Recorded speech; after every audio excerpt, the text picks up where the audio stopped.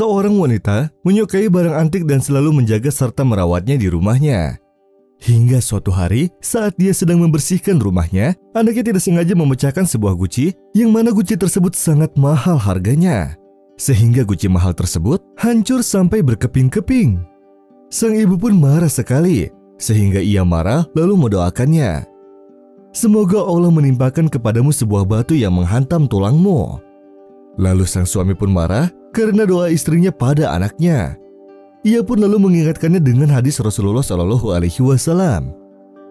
Jangan memohon kutukan pada dirimu sendiri, dan jangan memaki anak-anakmu, dan jangan memaki hamba-hambamu, dan jangan memohon kutukan atas harta bendamu. Jangan sampai kamu kebetulan melakukannya pada saat Allah diminta untuk sesuatu dan justru mengabulkan permintaanmu. Lalu sang ibu pun merasa sedikit bersedih. Kemudian kejadian itu pun berlalu dan sang ibu pun melupakan doa yang telah ia panjatkan ke langit sedang ia tidak mengetahuinya. Dirinya sering berdoa ketika marah dan tidak terjadi apa-apa, sehingga ia pun meremehkan doa-doanya. Tetapi Allah tidak meremehkan doanya. Sang anak pun akhirnya tumbuh dewasa bersama saudaranya. Ia pun menjadi anak yang disayangi oleh ibunya dan sangat berbakti. Ia sangat menyayanginya, menjaganya dengan baik dan penuh perhatian. Dan ketika waktu ia lulus dan mendapatkan pekerjaan adalah hari yang dinanti-nanti oleh sang ibu. Lalu sang ibu pun mempersiapkan sebuah pesta pernikahan agar kegembiraan mereka pun sempurna. Dan setelah itu, sang anak pun akad nikah bersama perempuan soleha yang menjadi pilihan ibunya. Sebelum berlangsungnya pernikahan, beberapa hari ke belakang, ayahnya mempunyai bangunan rumah yang dulu lalu ia merenovasinya kembali dan membangunnya kembali. Lalu sang anak pun ikut pergi bersama ayahnya untuk memantau pekerjaan para pekerja bangunan di sana. Dan kala itu, ia tidak terlihat dari pengawasan ayahnya. Setelah itu, para pekerja mendengar teriakan anaknya, lalu suaranya pun terhenti, di mana ada sebuah batu yang runtuh mengenainya ketika proses renovasi. Sehingga para pekerja pun datang melihatnya tidak sadarkan diri. Lalu dia pun dibawa ke rumah sakit dengan mobil ambulan. Lalu ia pun masuk ke ruangan gawat darurat. Setelah itu sang ayah pun menghubungi istrinya dan memberitahu apa yang terjadi. Sang ibu pun tidak bisa berbicara hingga ia menjerit, dan Allah mengabulkan doanya dahulu pada waktu di mana ia mendoakan anaknya ketika kecil. Lantas sang ibu pun sadar dan langsung pergi bersama anak-anaknya ke rumah sakit.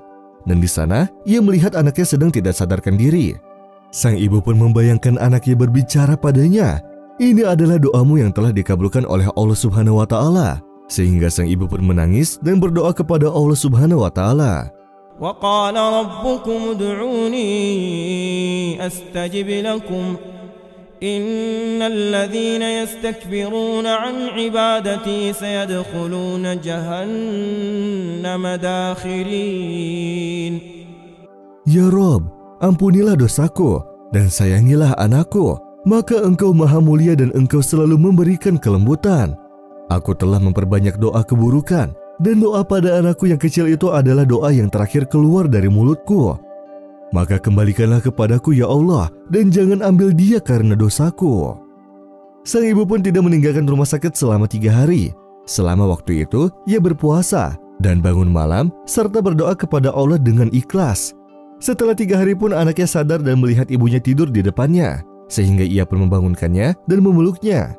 Lalu sang ibu pun tidak percaya atas apa yang dilihatnya, sehingga ia menangis dalam sujud syukurnya. Lalu ia pun memuji Allah Subhanahu wa Ta'ala yang telah mengabulkan doanya dan mengembalikan kepadanya anak yang paling disayanginya.